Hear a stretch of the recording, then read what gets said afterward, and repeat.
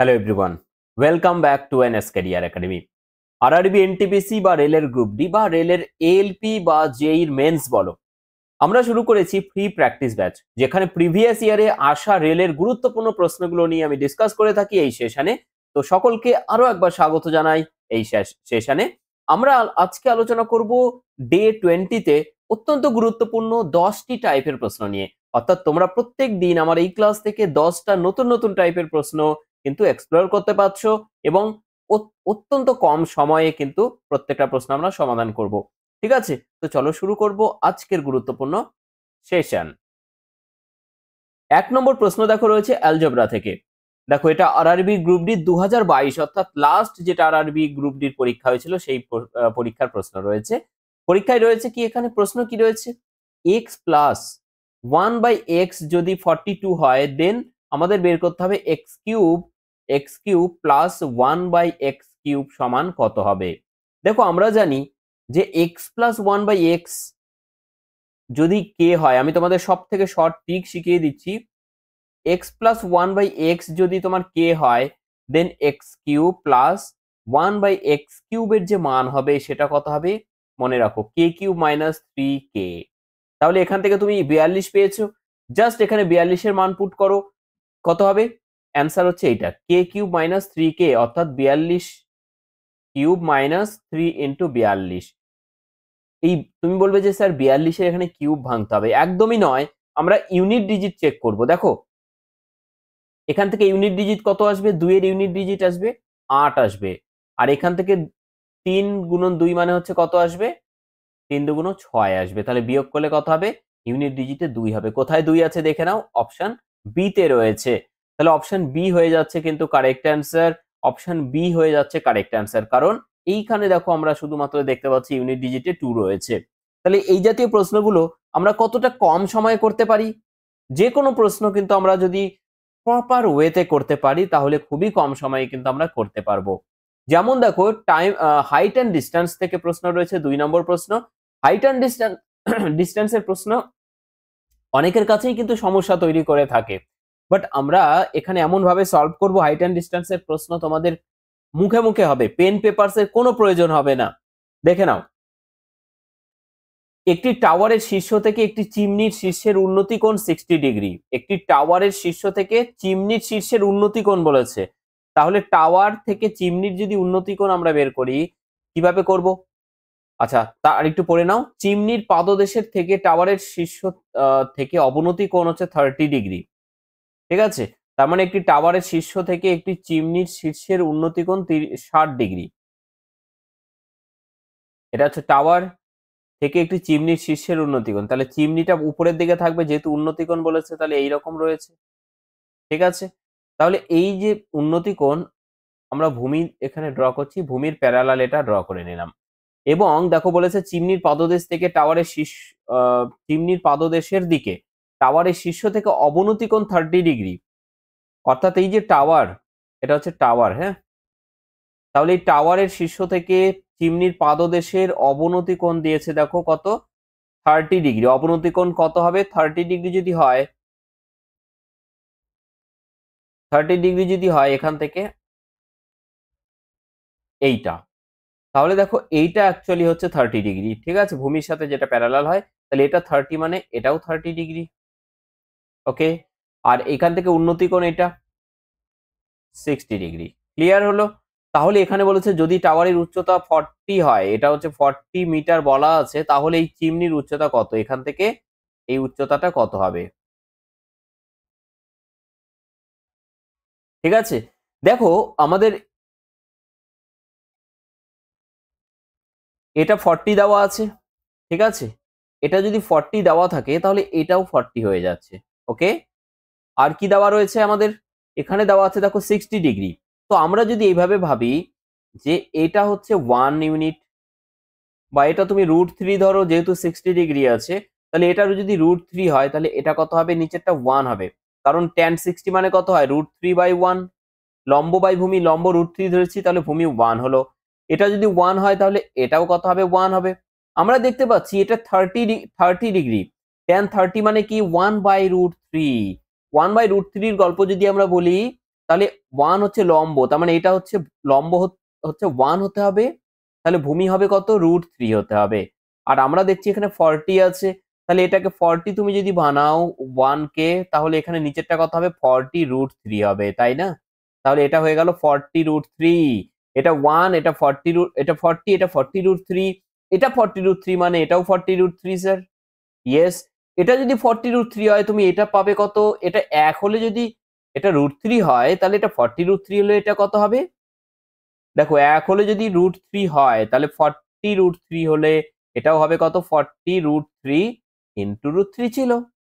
তাহলে অ্যান্সার কত হচ্ছে 40 ইনটু √3 ইনটু √3 মানে 3, 3 4 12 120।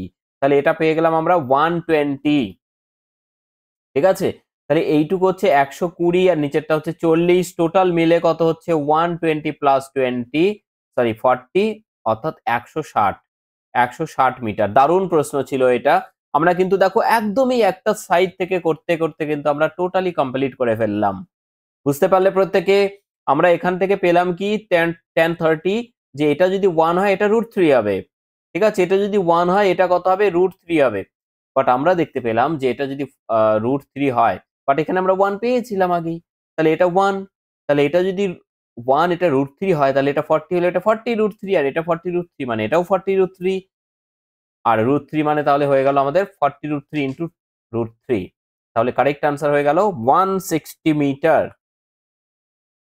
যদি সেশনটি ভালো লেগে থাকে প্রত্যেকে বলবো একটা লাইক বাটনে প্রত্যেকে ক্লিক করবে, কারণ তোমাদের একটা লাইক বাটনে ক্লিক করা অনেকটা নির্ভর করে নেক্সট ক্লাস কি রকম আসবে। ঠিক আছে? কারণ এইখান থেকেই তো অক্সিজেনটা পাই না নেক্সট ক্লাস দেওয়ার। ঠিক আছে? সো প্রত্যেকে যদি ভালো লাগে সেশনটিকে একটা লাইক বাটনে ক্লিক করবে এবং যারা নতুন রয়েছে চ্যানেলটিকে সাবস্ক্রাইব করে নেবে। একটি বহিস্থ বিন্দু পি থেকে স্পর্শক পিএ এবং পিবি ও কেন্দ্রীয় একটি বৃত্তে আঁকা হয়। এটা একটা ও কেন্দ্রীয় বৃত্ত।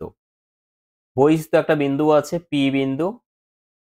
এই পি বিন্দু থেকে দেখো পি এ একটা স্পর্শক টানা হয়েছে পি এ, আর পিবি অপর একটা স্পর্শক টানা হয়েছে এরকম।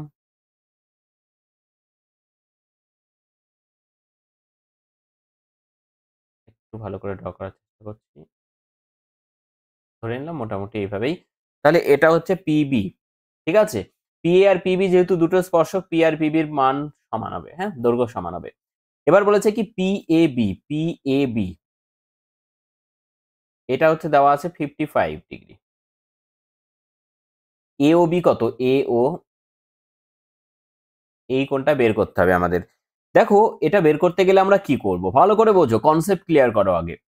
এটা হচ্ছে 55 ডিগ্রি, আর আমরা জানি যেখানে এই যে স্পর্শবিন্দু, এই স্পর্শবিন্দু থেকে বৃত্তের কেন্দ্র থেকে যদি আমরা লাইন ড্র করি, তাহলে এইখানে যে কোণটা তৈরি হয় এটা হচ্ছে 90 ডিগ্রি, মানে এটা হচ্ছে 90 ডিগ্রি, এটাও 90 ডিগ্রি হবে।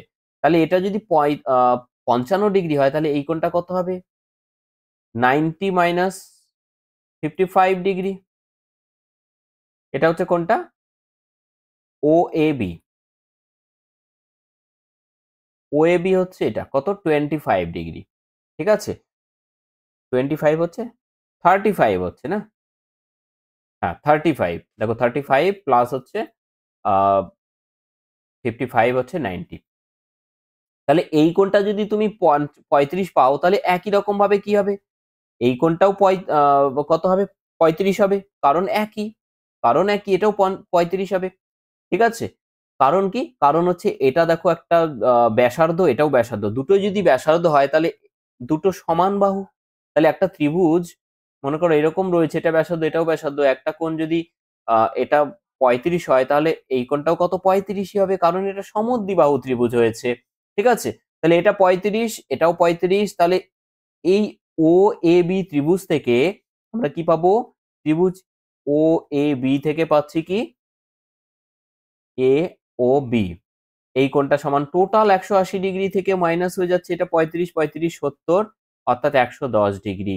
110 ডিগ্রি, অপশন সি হচ্ছে কারেক্ট অ্যান্সার। প্রত্যেকে বুঝতে পেরেছো? অপশন সি হচ্ছে কারেক্ট অ্যান্সার। নেক্সট কোশ্চেন চলো। একজন দোকানদার 20% লাভে একটি দ্রব্য বিক্রি করে।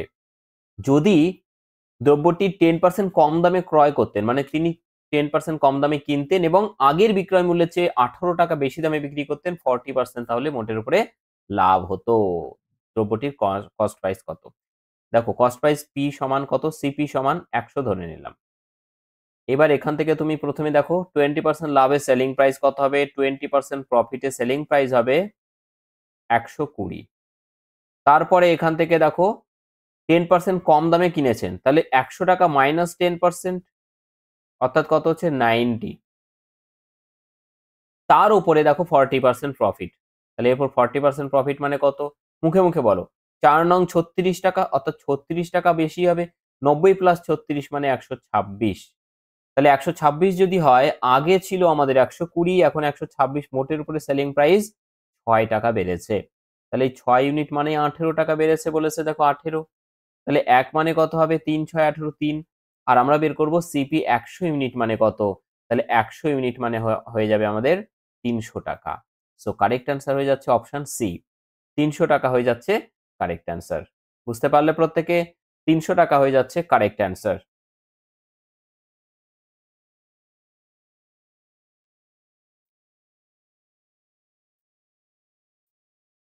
ইয়েস, চলে যাবো নেক্সট কোশ্চেনে। 3 বছরের জন্য বার্ষিক 15% হারে একটি রাশির চক্রবৃদ্ধি সুদ এবং সরল সুদের ডিফারেন্স দেওয়া আছে 283 টাকা 50 পয়সা। আসলের পরিমাণ কত বলো? কিভাবে করবে? কম্পাউন্ড ইন্টারেস্ট দেখে অনেকের তো জটিল মনে হয়, কমপ্লেক্স মনে হয়, বাট না, আমরা কিন্তু সঠিকভাবে করব। এটা কিভাবে করব? 15% কে প্রথমে ভাঙবে তুমি 3/20।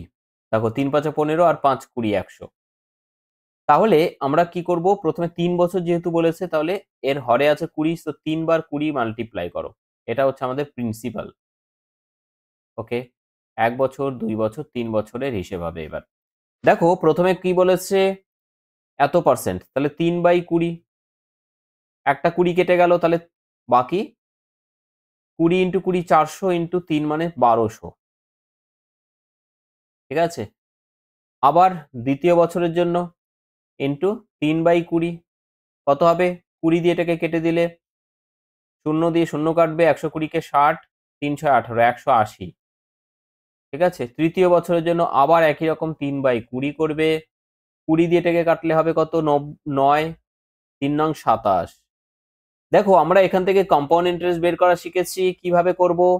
কম্পাউন্ড ইন্টারেস্ট সিআই আর, আচ্ছা ডিফারেন্সটা একবারে বের করে দিচ্ছি আমি। ডিফারেন্স কি হয় দেখো, অ্যাকচুয়ালি 3 বছরের যেটা কম্পাউন্ড ইন্টারেস্ট সেটা একবার লিখে দেখাই, 3A plus 3B plus C. এটা হচ্ছে এ, এটা হচ্ছে বি, আর এটা হচ্ছে সি।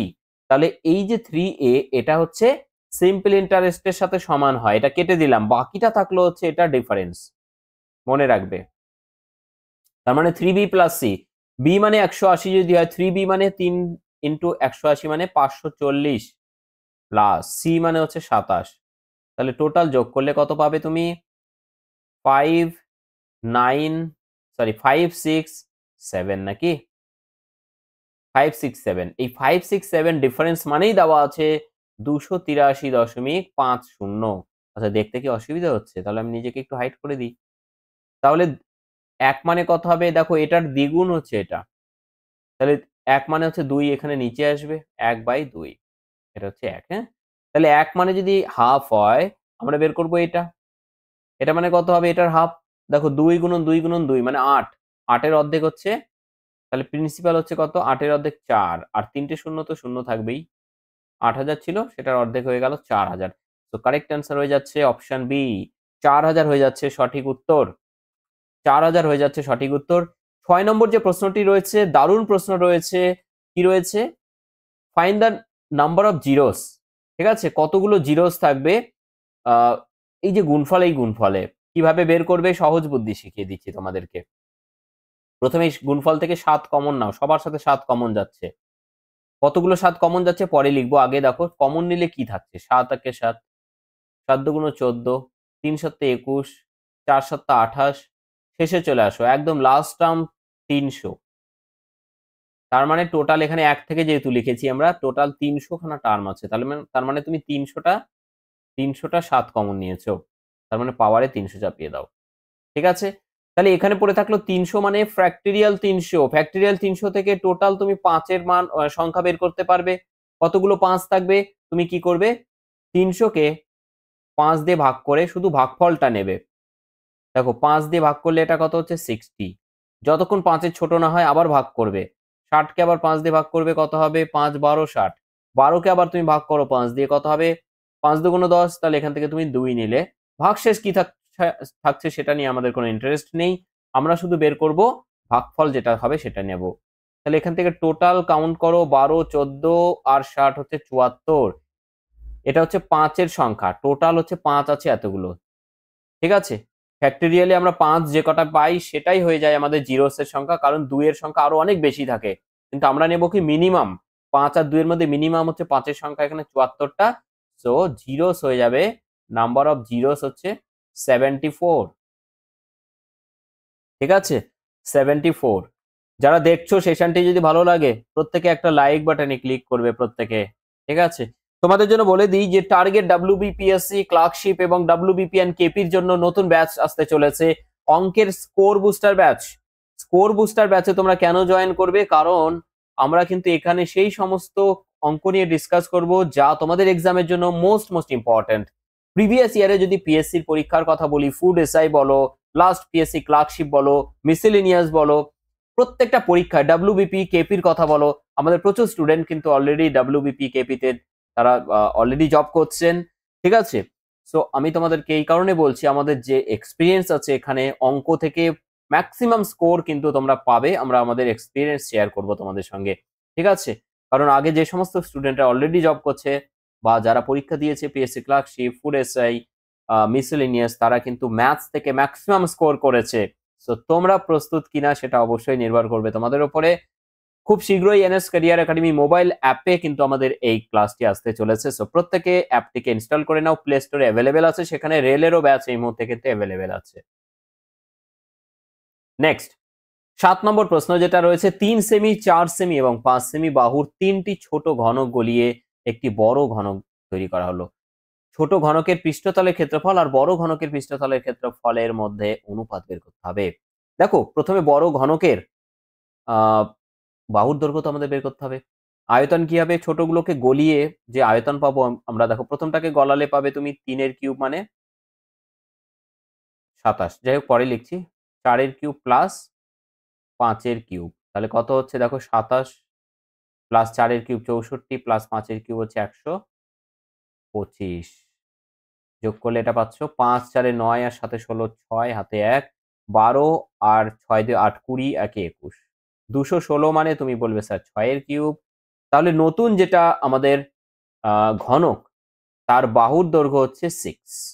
ঠিক আছে? এটাই তো বাহু। কারণ 6 কিউব বলা আছে এখানে, তাই না? তাহলে 6 হচ্ছে নতুন ঘনকের বাহু। তাহলে আমাদের বলেছে ছোট ঘনকের পৃষ্ঠতলের ক্ষেত্রফল। পৃষ্ঠতলের ক্ষেত্রফল কি হয়? 6a square. তাহলে 6 ইনটু একবারে স্কয়ার গুলোকে 6 টাকে কমন নিলাম, স্কয়ার মানে 3 এর স্কয়ার মানে 9। পরেরটার বাহু হচ্ছে 4, 4 এর স্কয়ার মানে 16, তারপরেরটার বাহু 5, 5 5 25 ইসটু বড় ঘনকের পৃষ্ঠতলের ক্ষেত্রফল একই রকম 6 স্কয়ার মানে 6 স্কয়ার মানে 36। দেখো এখান থেকে 6 6 কেটে দেব। 9 আর 16 25 25 50 আর এখানে 36। 2 দিয়ে ভাগ করে দাও। 25 ইসটু কত হচ্ছে? 18। 25:18। ঠিক আছে? Next question. প্রত্যেকটা রেলের বিভিন্ন পরীক্ষায় আসা প্রশ্ন। এটাও দেখো লাস্ট এক্সাম এসছে তোমাদের রেলের আরআরবি গ্রুপ ডি যেটা পরীক্ষা হয়েছিল। 10 বছর আগে একজন মা তার ছেলের বয়সে 3 গুণ ছিল। 10 বছর আগে মানে 10 ইয়ার্স, বিফোর 10 ইয়ার্স 3 গুণ ছিল। তাহলে 1:3 করলাম। মানে সন্তান, এটা হচ্ছে মা। 5 বছর পর তাহলে তার বয়স ছিল তার ছেলের বয়সের 5/2। 5 বছর পর, তার 5 বছর পর মানে এখন থেকে তবুও 5 বছর আগে, তাই না?